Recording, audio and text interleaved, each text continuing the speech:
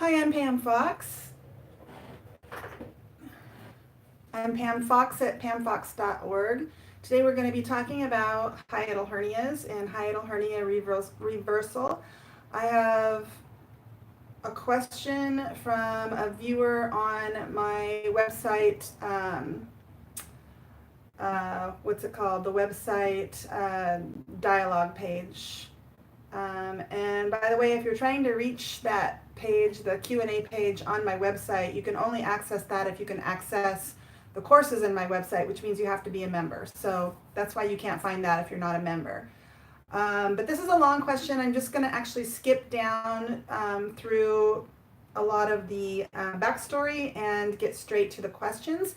And this particular person has questions about his hiatal hernia.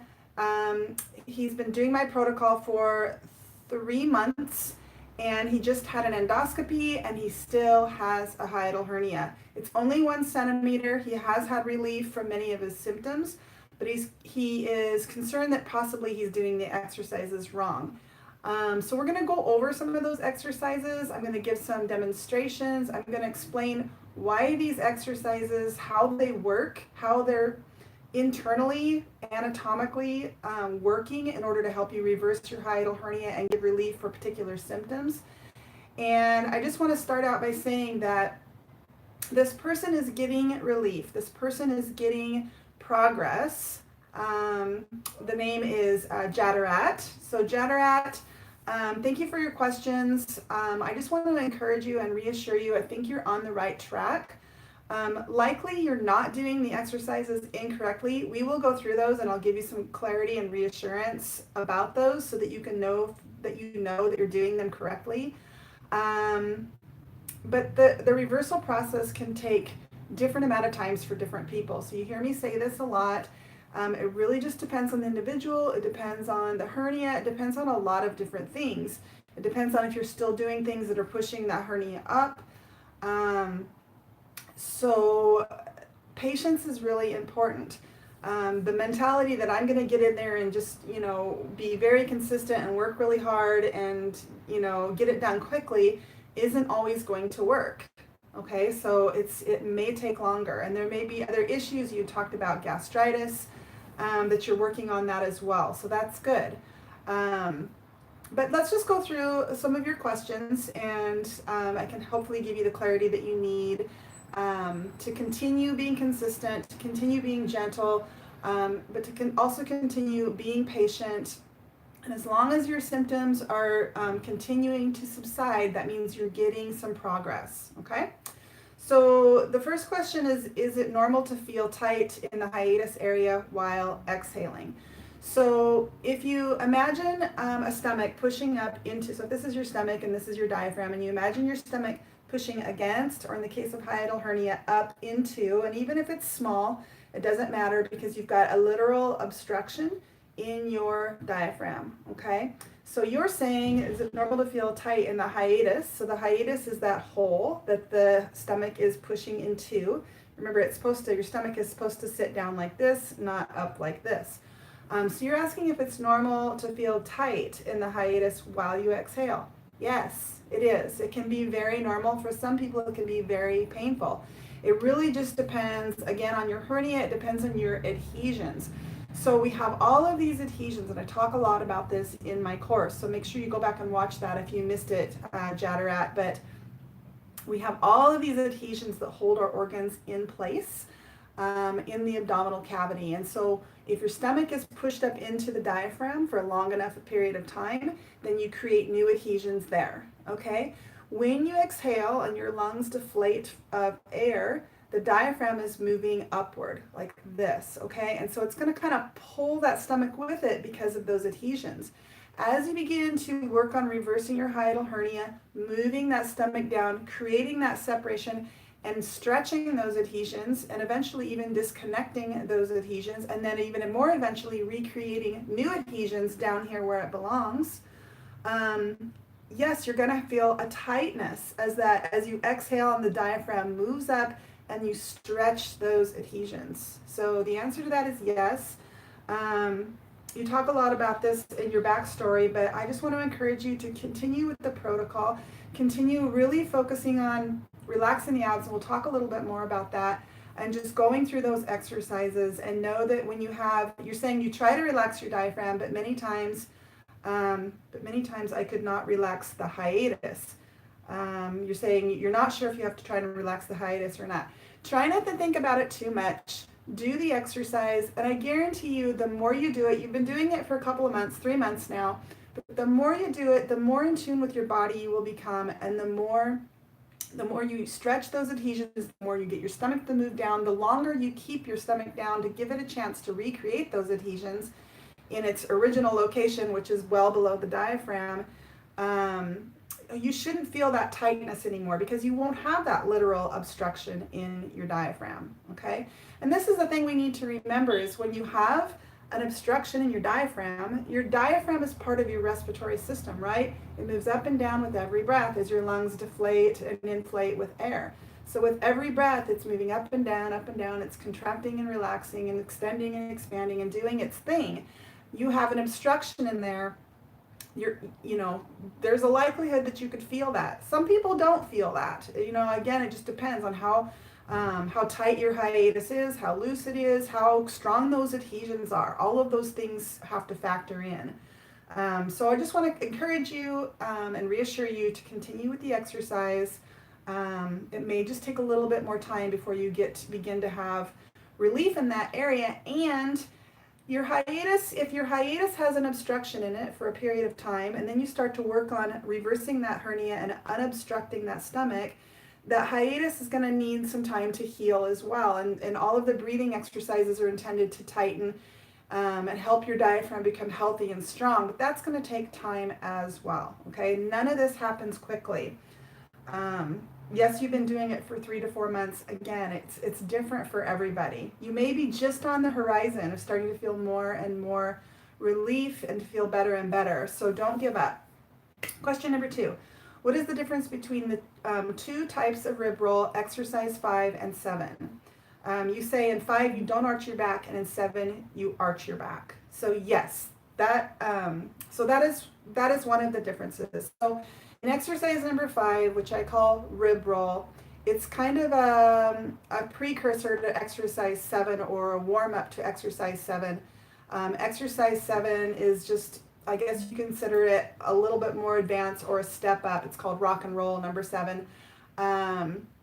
So hi, thank you for that comment. I appreciate it. Thank you. So let's just go over those exercises. So the rib roll is where we anchor the stomach. Okay, so we find our lower left rib and we roll the fingers gently over that rib. And what we're trying to do there is just gently push on the stomach to create a little bit of space between the stomach and the ribs. Okay, now for some people, they get instant relief from their symptoms just from doing this one exercise. For others, they need to go through the entire protocol, for months, sometimes even a year, before they can get that stomach to move out of that herniated position. And again, depending on how long you've had your hernia, depending how deep your hernia is, and depending on how many things you may be doing every day that continually push that stomach up, so you have to address those as well. That's number 1. That's, the number 1 step of my protocol is addressing all of those different possible forms of intragastric pressure. But with the rib roll, it's a way to roll over the rib and anchor the stomach, so that now your stomach has a little bit of pressure on it. And so your diaphragm is now attempting to do this instead of attempting to do this, right? Because we're anchoring that stomach with the rib roll. We're holding it and anchoring it down, so now the diaphragm can hopefully move away from the stomach and begin to stretch those adhesions with every breath. So in the rib roll, it's simply, you come into a reclining, a comfortable position, you anchor the stomach with the rib roll exercise, you expand, you relax the abs, expand the belly, and breathe, so that we begin to have that diaphragm moving away from the stomach, moving away from the stomach, moving away from the stomach, in order to stretch those peritoneal adhesions. That's all it is. When we move into number 7, the rock and roll, we add the arching of the back with every breath. So we arch the back, and all that does is lift the diaphragm up even higher, okay? Because when you arch your back, if you watch my chest right here, when I arch my back, my hands are going to rise up. Here I'm going to arch my back, my hands rise up. Why? Because when you arch your back, your rib cages rise up, okay? And why that's important is because your rib cage is attached to your diaphragm. So anytime you come into, you know, a hands up position, arms up position, arched position, all of that lifts your rib cage, which is going to pull the diaphragm up with it. So it's just a little bit more of an advanced exercise to continue to move that diaphragm up and continue to stretch those adhesions a little bit more, a little bit more. And the reason I stress so many times over and over in my course and on these videos to be gentle is because for some people, those adhesions are so tight that they come in and start doing these exercises. They might see, you know, in the comments that people are getting relief and they reverse their hiatal hernia, and thank you so much. This has been the thing I've been looking for.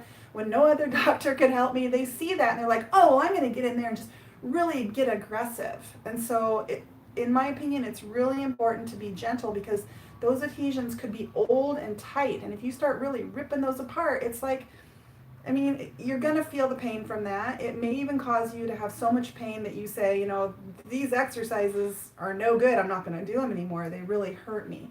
So, you know, coming in just with the rib roll and beginning with the baby's breath and just doing that a few times, expanding the belly, getting that diaphragm to begin to move away from the stomach is just a beginning. And then as you continue with these exercises, you can maybe do them, you know, a little bit longer. Like I was saying, Jadarat, the more you do these exercises, the more intuitive you will become as to which ones really work for you. You may scrap the whole thing and just stick with one exercise that you really find works for you. You can really feel the difference when you do that particular exercise.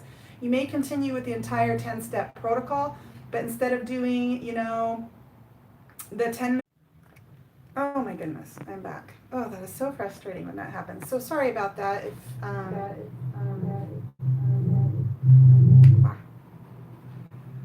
okay, let's get back to the question. I'm not sure where it got interrupted, but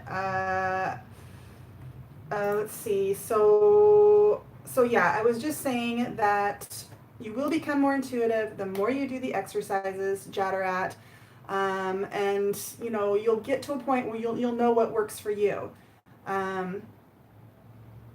You may get to a point where you're doing these exercises for 20 minutes a day, twice a day. You may get to a point where you really only need to do 5 minutes a day. Everyone's going to be different, and you will know what is working for you because you'll be more in tune with how your body is responding that. In other words, you'll feel better.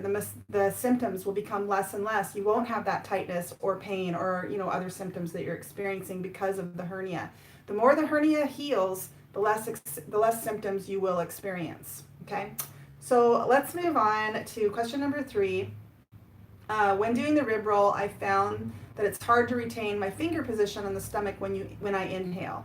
Do you keep your finger position on the stomach even if you cannot fully inhale? Or do you let your fingers go and then press the stomach again when you exhale? Certainly. So, you know, when I was beginning to develop this protocol, I experimented a lot with the hand placement. Okay, and you should too. If you feel like the fingers kind of are in a good sweet spot and then you're breathing and then they kind of slip, go ahead and relax, readjust your hands, find that sweet spot again, and start over. That's fine.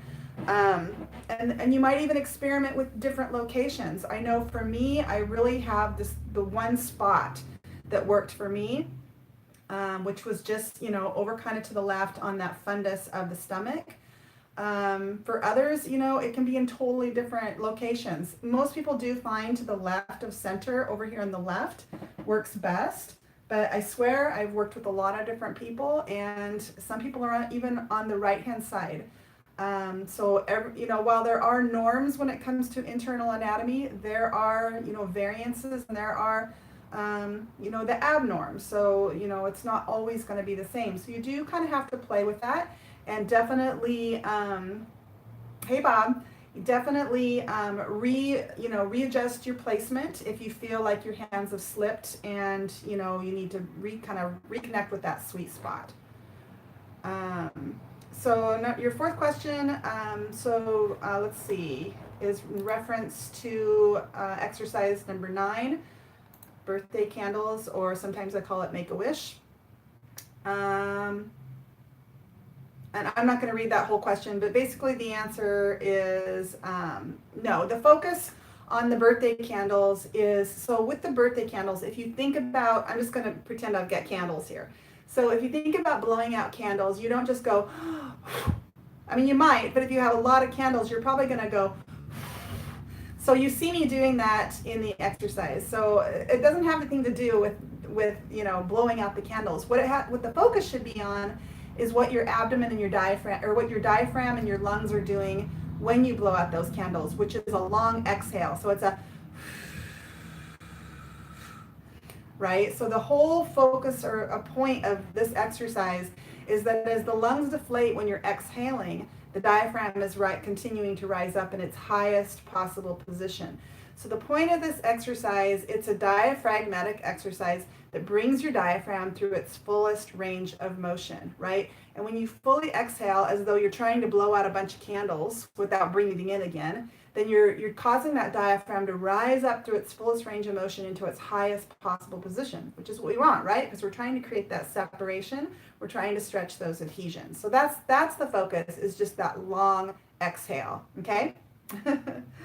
There's no such thing as a stupid question, so I'm not laughing at your question, but just focus on the long exhale. Yes, the idea, you say it here, the idea is to exhale slowly and prolonged. So just like I say in the instruction, as you're exhaling, when you think you can't exhale any further, exhale just a little bit more, and make sure you're connecting with your abs. If they're trying to contract as you exhale, really try to overcome that and relax. It might take some time, but you can do it. Okay, so Bob says, my body knows what to do. I just have to listen and obey. Sometimes that's true, Bob, but not always. Not always. Sometimes our bodies get us into trouble, if you know what I mean. So understanding the anatomy and understanding the importance of this connection with the abs. So for a lot of people, the abs contract a lot. That can be through conditioning. It can be because of stress. It can be due to a variety of things that I talk about in my course. We have to overcome this natural desire for the abs to want to suck in and contract all the time. And as much as you work on it, they're going to continue to pull in and contract, which isn't an unhealthy thing. Like you say, your body, naturally does certain things, and the abs contracting and engaging certainly is natural, right? Your abs are going to contract and engage in many things that we do because they are the core of your musculature. And so they will engage. So with those of us with a hiatal hernia have to learn how to kind of overcome that and relax those abs occasionally. It doesn't mean they have to be relaxed all the time, but we have to really tune into that to when, like if you're really symptomatic and you ask, what are my abs doing right now? And you go, aha, they're pulled in tight. Then that's going to help you begin to make that connection that when I pull in my abs, that increases inner gastric pressure, pushes my stomach up, and can cause, that exacerbation of those symptoms. Okay, and so your final question, Jadarat, is can my abs be lowered down a bit while exhaling? I found that if I try to keep my stomach extended all the time, I will stress my abs. So yeah, that does happen. So for many people, when they begin to do my protocol, this whole relaxing the abs phenomenon, this anomaly, this, strange way of thinking and doing things, you start to notice a stress on your abs. You do. And why is that? Because now you're stretching your abs when before you weren't. So if you are a person that constantly has tight abs or sucked in or pulled in abs, again, due to all of the different reasons that can be, then those muscles, you've all heard of muscle memory. Muscles have the ability to contract, they have the ability to relax, and they have the ability to stretch or extend. So if your muscles are always contracted, they kind of lose that ability or memory to relax and to stretch. So you find people who are really, really inflexible, like as we get older, we can become more and more inflexible. We have trouble touching our toes and different things. Our muscles are tight, right? They've lost the memory or the ability to know how to stretch and to relax. Why? Because we never stretch and relax them, right? And the same is true for the abs, which are muscles. If they're always tight and contracted, then they lose their ability or their memory to relax or to stretch. Now we come in and we start to relax the abs, we start to stretch the abs through abdominal expansion, and yeah, you might feel a fatigue or a weariness or even a pain from those stretches, right? And so my best recommendation, if when you notice that you're having stress to your abs due to all of this belly expansion, belly breathing, these exercises and so forth, is to give them a massage, right? And it's not like when you come in and do a massage like this. So you don't want to come in and do this to your belly, right? You want to really come in and do a light scratch to your entire abdomen. Maybe some places will feel better than others, like over on the obliques, on the sides, maybe up high, maybe down low. Maybe up high, there's pain there because that's where the herniated side is, so you can avoid that. I think it's number 6 exercise. Yeah, number 6, the solar plexus massage is great, which is just, a very light circular motion around the solar plexus, very light. So this will just kind of massage that muscle and help it continue to relax and release and give you a little bit of relief from the stress that you're talking about in your abs. So that's it for your question. I know you're very concerned. It sounds like to me, Jetta, that you're very concerned that maybe you're doing these exercises wrong.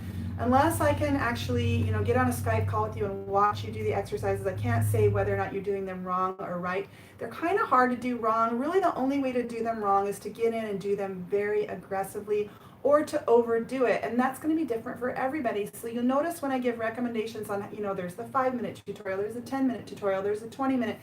That's because everybody is at a different place and you need to do what works for you. You need to understand your tolerance and do what works for you. So the only way, in my opinion, that you can do it wrong is if you overdo it or if you get too aggressive, and you create more issues for yourself, and then that makes you quit altogether.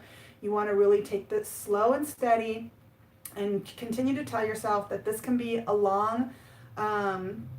this can be a marathon, not a sprint, right? And so you got to keep at it, keep doing it, find what works for you and focus on that. Really master the ability to move the stomach down, master the ability to expand and relax the abs. When your abs feel a little stressed, do the, very gentle massage. And you can do that, 20, 30, 40, 50 times a day. Just come in and scratch your belly, give yourself a tummy scratch, relax your belly. You can lie down flat and do this. You can do it anywhere really, but just really relax everything and give it a little scratch and help that to relax a little bit as well.